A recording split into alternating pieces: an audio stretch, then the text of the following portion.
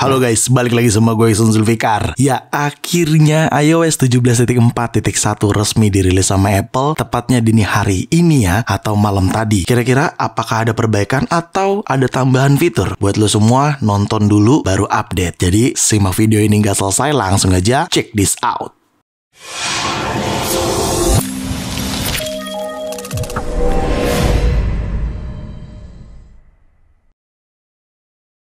Ya, akhirnya Apple merilis iOS 17.4.1 ke seluruh pengguna iPhone. Setelah entah berapa minggu ya, kalau gue nggak salah 2 minggu mungkin setelah dirilisnya iOS 17.4, Apple akhirnya merilis iOS 17.4.1 di hari ini. Dan tidak hanya itu aja yang dirilis sama Apple. Adanya iOS 17.4.1, iPadOS 17.4.1, visionOS 1.1.1, dan itu adalah jajaran sistem operating atau operating system yang dirilis sama Apple untuk versi 17 atau versi terbaru. Nah, untuk teman-teman pengguna iPhone yang versi lama yang masih menggunakan iOS 16 juga ada updatean, yaitu ada iOS 16.7.7 dan iPadOS 16.7.7. Itu adalah jajaran semua operating system yang diupdate sama Apple tepatnya hari ini atau dini hari ini ya, kayak gitu. Ya, kalau gue lihat di sini karena ini adalah updatean minor. Minor itu biasanya angka ketiga dari iOS-nya. Jadi kalian bisa lihat sendiri di sini contohnya iOS 17.4.1 itu biasanya disebut updatean minor ya, atau bisa kita katakan sesuai yang ditulis sama Apple di sini. This update provide important bug fix and security update and is recommended for all user. Nah, intinya update ini hanyalah perbaikan dan kalian bisa lihat sendiri size update gue di 406,4 MB. Tapi setiap size update itu bisa berbeda-beda antara pengguna iPhone atau device iPhone yang kalian gunakan. Di sini gue menggunakan 15 Pro, tentunya size update-nya di 400 megaan kayak gitu. Dan ini adalah update minor yang mungkin isinya seperti tadi udah gue katakan, perbaikan aja. Tapi memang setelah gue cek ini lebih ke perbaikan sih, bukan penambahan fitur. Mungkin fitur baru akan ada di next update 17.5 mungkin ya. Oke, pertama yang gue mau bahas adalah kalau kita berkaca dari iOS 17.4 di video-video gue sebelumnya, itu gue juga menjelaskan terkait bug video yang kalau misalkan di pause dia tetap masih berjalan, dan kalau kita mundurin kayak patah-patah. Gue contohkan seperti ini ya. Ini kalau gue pause kayak gini di tab gini, dia nggak berhenti. Harusnya ini berhenti gitu. Tapi sepertinya ini kayaknya bukan bug ya. Kayaknya nih, ini opini gue aja sih. Kayaknya sih ini Apple memang merubah sedikit skema saat pause video di aplikasi foto. Jujur gue nggak tahu kepastiannya ini masih bug atau memang dirubah skemanya sama Apple. Jujur gue nggak terlalu keganggu sih dengan adanya ini. Kalau memang mau dimajuin, mau dimundurin tuh ya kayak patah. Tapi ini kan memang maju mundur tuh memang seperti per frame gitu ya, per detik, per second gitu dilihatnya gitu ya. Tapi kalau memang sebelumnya tidak seperti ini, ya bisa kita asumsikan ini bug yang mungkin bisa aja belum diperbaiki sama Apple. Entah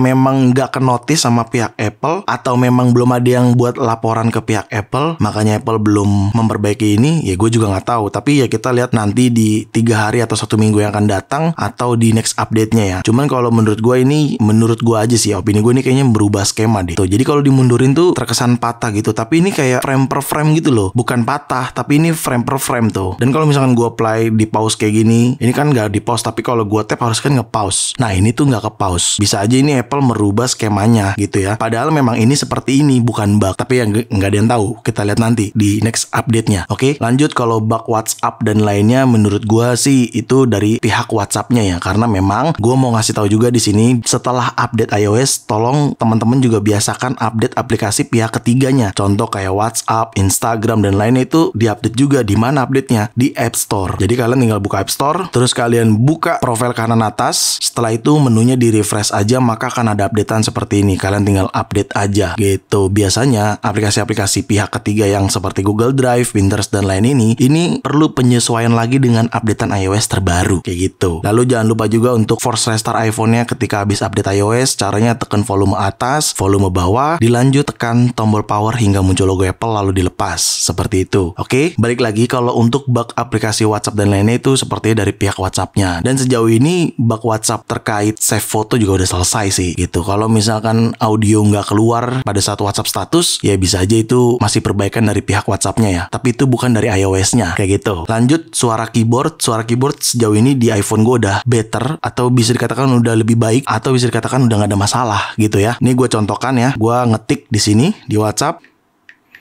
Kedengeran ya suaranya?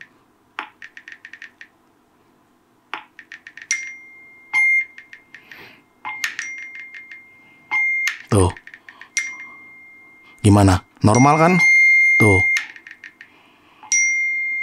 Suara keyboardnya normal. Jadi kalau untuk suara keyboard sepertinya sesuai di video sebelumnya udah gue kasih tahu juga, kalian cukup force restart aja dan itu sudah berdasarkan himbauan dari Apple Support. Kalau misalkan kalian merasa suara keyboard mendadak besar pada saat lagi ngetik kayak gini, ya kalian bisa coba tolong force restart aja gitu ya. Karena di sini sih gue udah normal tuh. Tuh, normal kalian sudah bisa lihat sendiri. Jadi untuk suara keyboard normal. Ya gue berharap sih semoga di iPhone teman-teman juga normal suara keyboard. Oke, kita bahas performance. Nah ini yang gue paling seneng nih. Sejak gue update iOS 17.4.1, dari tadi screen on time tuh lumayan aman. Dan ini gue jujur ya, ini lebih enak sih performance-nya di 17.4.1 ketimbang 17.4. Gue gak tahu sih penyebabnya apa atau apa yang Apple lakukan. Mungkin Apple meningkatkan dari performance, gak gampang panas. Dari tadi gue kalau di 17.4 tadi cukup gampang panas, cuman di 17.4.1 gue merasa performance-nya normal, lancar-lancar aja sih sejauh ini. Gak tahu ya kalau misalkan nanti di 3 hari yang akan datang atau 1 minggu yang akan datang ada masalah, kita lihat nanti aja. Tapi sejauh ini setelah gue update iOS 17.4.1 semua normal dan aman, lancar untuk performance-nya gitu. Tapi by the way ngomong-ngomong performance, nggak afdol nih kalau gue nggak benchmark sekalian performance iOS 17.4.1 di iPhone 15 Pro gue. Jadi langsung aja gue akan benchmark menggunakan aplikasi Geekbench. Nah, di sini kalian bisa lihat sudah iOS 17.4.1, memorinya 7,47 GB. Jadi langsung aja kita CPU benchmark dan run CPU benchmarknya. Ya, sedang proses benchmark, kita tungguin skornya ya. Ya, udah selesai benchmarknya. Untuk single score di iOS 17.4.1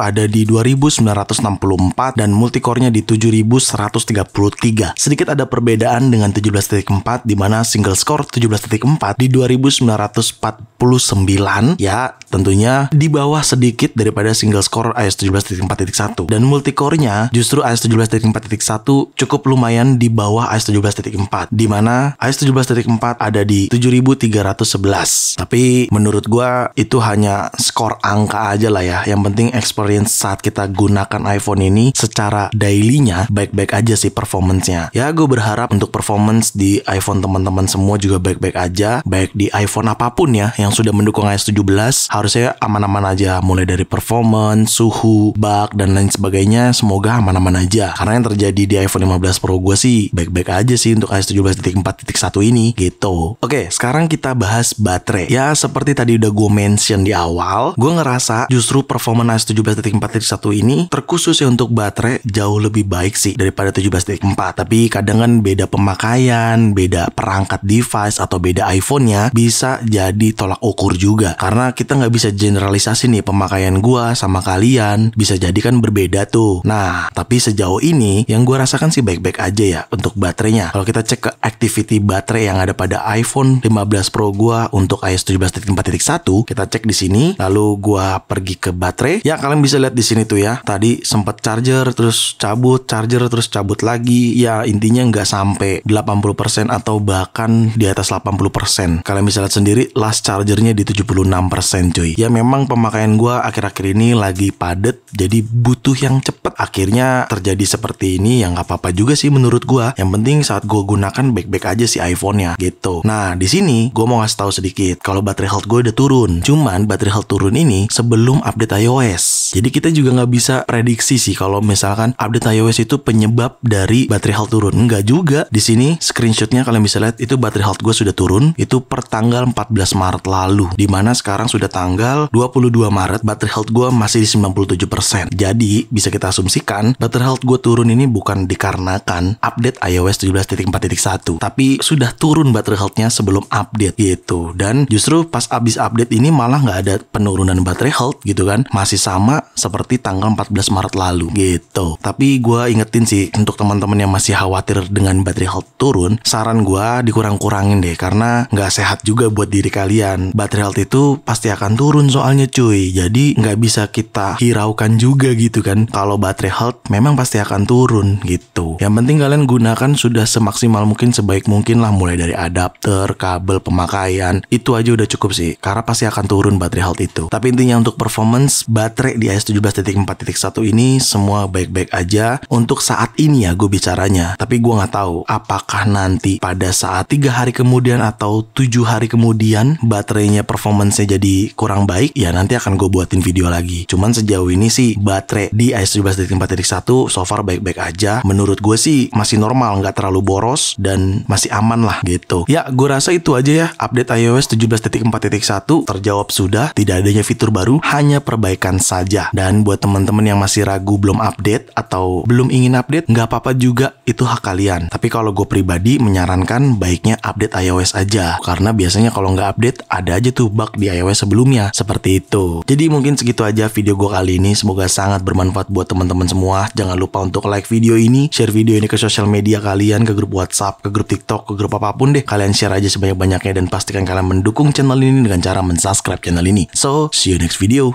Bye-bye.